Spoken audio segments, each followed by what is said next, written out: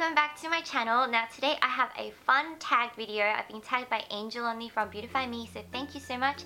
I hope everything is going well with your beautiful two bubs, and thank you for tagging me. I'm going to tag some other people down in the info bar, and I just tag everyone in general who would like to do it and who's watching. So I tag you, whoever's watching. It's called the beauty scenario tag, and there are 8 questions, and I honestly can't remember the last time I did a tag video. So I'm really happy to be doing this because I've been kind of getting a little bit bored of the kind of videos that I've been uploading. I mean, makeup is great, but sometimes you just need a break. So I'm happy to be doing this, and if you guys want me to do more tags, just let me know, because I've been tagged in a lot and I just haven't been able to get around to doing it. Okay, so let's get started. The first question is you have to get rid of all your foundations, and you can only keep one high-end and one drugstore. Which do you keep? So when I first saw this question, I originally thought it would be my Makeup Forever HD foundation, but if that was 6 months ago, I probably would say that. But I've really turned into a cushion foundation freak. I really cannot live without my cushion foundations. I can't be bothered to take out my liquid foundation and pour it out on the back of my hand and get a brush and then take the time to blend it in. I've just gotten really lazy, and I think the cushion foundations are so easy to like pat it in all in one go. You get the sunscreen coverage as well. So honestly, I would probably choose the Etude House the Precious Mineral Any Cushion and the Hera UV Mist Cushion for the high end. I would kind of feel bad because my Makeup Forever is a little bit more expensive, and then if I had to take everything away, then I mean I could buy these really quickly, but I would still choose these. Second question is you go for an interview and the lady interviewing you has lipstick on her teeth. Do you approach the subject or ignore it completely? I'm actually a little bit of a very careful person if you like meet me in real life, and especially if it was a job interview, I would probably just ignore it. If it's a friend, I think you can say those kinds of things, but if it's a professional setting, I really don't think it would be good. I wouldn't go there. You have to approach it really sensitively. Anyway, so yeah, I would probably ignore it unless it was really obvious and it would kind of embarrassingly detriment her. Then I would mention it like really in a jokingly gentle way at the end. I have to think about this. If it was me, I think I would appreciate it if I was told, but not by the interviewing person, because that would make it a little bit of an embarrassing situation for the other person. It wouldn't actually be helping them, because the relationship is a social relationship in which you need to portray a certain image about yourself, whether it's from the interviewer to me or me to the interviewer. So I don't think both ways would be a professional place to actually mention it, unless you go to the side quickly and like shift gears to just like a friendly gear and then just mention it really quickly like under your breath, and then take it back to that professional setting. So that would be my answer. I would probably sort of side comment it if I felt that she wouldn't be insulted or embarrassed by it.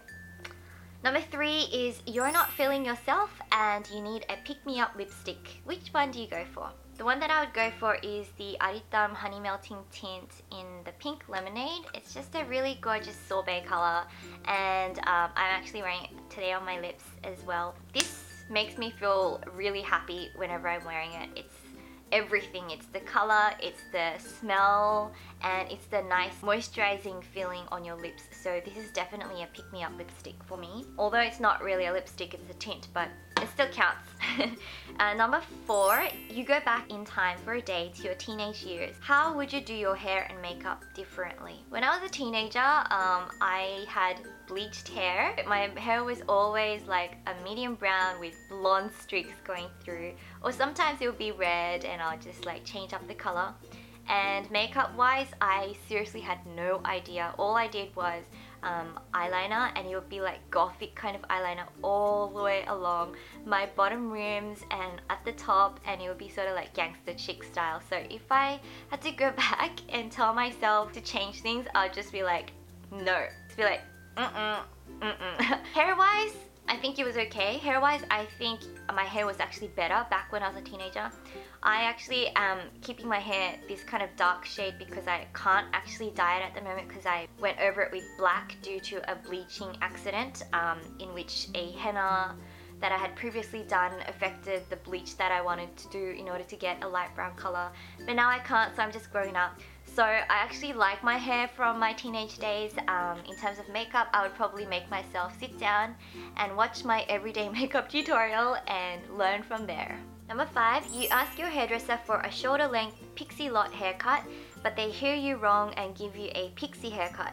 Do you A, smile, say thank you, leave, call your mom and cry hysterically?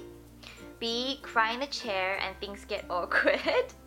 Or C, complain to the manager and demand a refund? I definitely wouldn't do A. I'll probably call him Oppa. Okay. Pixie lot haircut to a pixie haircut. Because I know hair grows out, I probably wouldn't cry.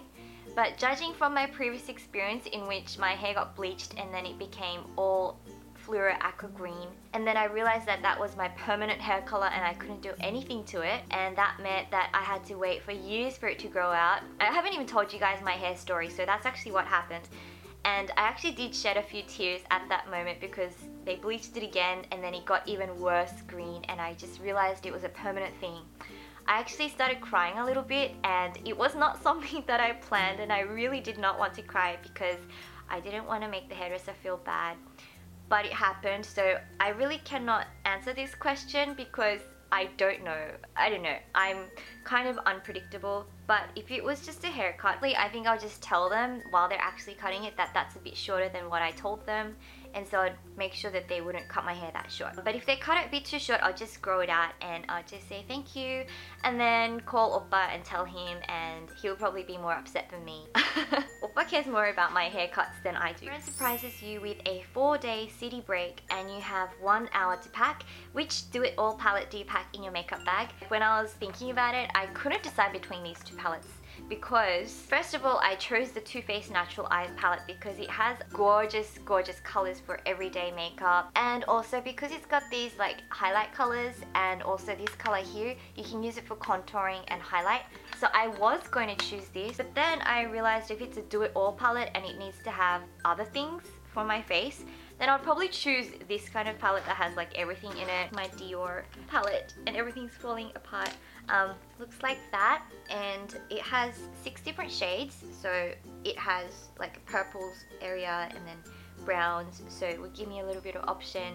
And then it's also got the brushes and 4 lip colors. It's got this area that has like a sculpting, highlighting and blush, and also mascara. So I would probably choose a kit like this if I had to just pick one thing out of all my makeup for a 4-day trip. But I really sincerely hope that that never happens to me. Angel Only, the palette that you showed looks so nice. I am definitely going to try and find that up, so thanks for showing that. Number 7, your house has been robbed. Don't worry, everyone is safe.